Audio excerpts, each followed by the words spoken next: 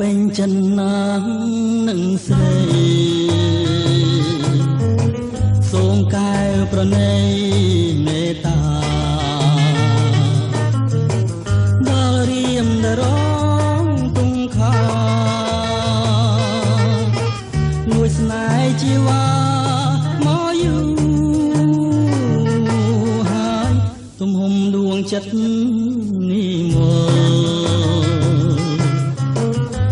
មិនតន់យល់នៅឡើយតើព្រមដែរឬព្រមអើយមេត្តាអូនឆ្លាយប្រាប់ផងបងចាំទទួលចម្លើយដែលអូននឹងឆ្លើយប្រាប់បងសូមអាណិតមកដល់ចិត្តរៀមផងដែលខំកេងសងពណ៌លើរូបស្រីយូរហើយជានេះបើមិនបានថ្លៃរៀមទុំរីរេអានស្បាយរៀមរួងព្រោះចាំចំឡាយឆ្លើយយ៉ាងណា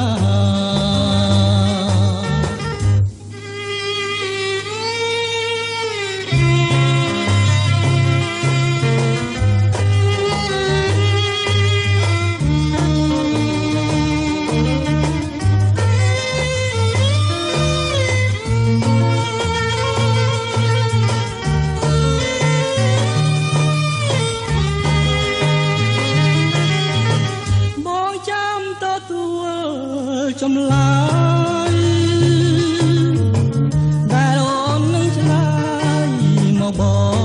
ងសូមអាណិតមកដល់ចិត្តរៀមផងដែលខំកេងសងពណ៌លើរូបស្រីយូ